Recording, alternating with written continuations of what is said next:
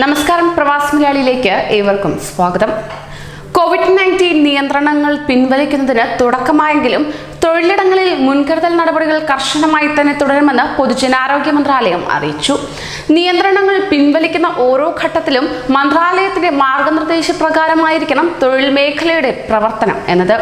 Mask ധരിക്കൽ, സാമൂഹിക അകലം പാലിക്കൽ, അണുപ്രതിരോധ നടപടികൾ തുടങ്ങി എല്ലാ തൊഴിലാളികളുടെയും ആരോഗ്യ സുരക്ഷ ഉറപ്പാക്കുന്നതിനായുള്ള മന്ത്രാലയത്തിന്റെ മാർഗനിർദ്ദേശങ്ങൾ നടപ്പാക്കുന്നുണ്ടോ എന്ന് നിരീക്ഷിക്കാൻ അതാത് തൊഴിലിടങ്ങളിൽ ഒരു ഓഫീസർ ഉണ്ടായിരിക്കണം.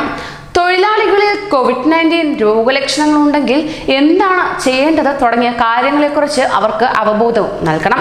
ജോലിക്ക് പോകുമ്പോഴും വരുമ്പോഴുമെല്ലാം ആരോഗ്യ സുരക്ഷ, അപകട സാധ്യത എന്നിവയെല്ലാം വിലയിരുത്തുകയും വേണം. തൊഴിലാളികൾക്ക് നൽകുന്ന സൗകര്യങ്ങൾ, സേവനങ്ങൾ, ജോലി സാഹചര്യങ്ങൾ, തൊഴിൽ ശക്തിയുടെ ഘടന ഇവയെക്കുറിച്ചെല്ലാം യഥാസമയം വിലയിരുത്തി ആവശ്യമായ നവീകരണവും വിപുലീകരണവും നടത്തണം.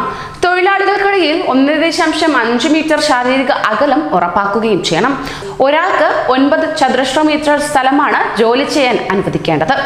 ഇത്രാസാപ്പിൽ പ്രൊഫൈൽ നിറം പച്ചയുള്ളവരെ മാത്രമേ പ്രവേശിപ്പിക്കാവൂ. ഒന്നാം ഘട്ടത്തിൽ ഓഫീസിൽ ഒരു മുറിയിൽ 5 പേർ കൂടുതൽ പാടില്ല.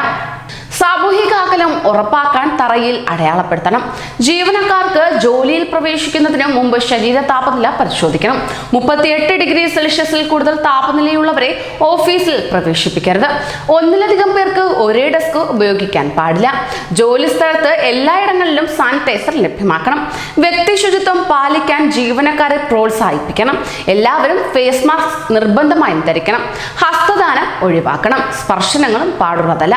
ജീവനക്കാർ പതിവായി ഉപയോഗിക്കുന്ന പൊതുസ്ഥലങ്ങൾ കൃത്യമായ ഇടവേളകളിൽ അണുവിമുക്തമാക്കണം. ജോലി സ്ഥലങ്ങളിൽ തിരക്ക് പാടുള്ളതല്ല. ആരോഗ്യ പ്രശ്നങ്ങൾ ഉള്ളവർക്ക് വിദൂര സംവിധാനങ്ങളിലുള്ള ജോലി അനുവദിക്കുക. കൂടുതൽ പ്രവാസി വാർത്തകൾക്കായി ഈ ചാനൽ സബ്സ്ക്രൈബ് ചെയ്യൂ.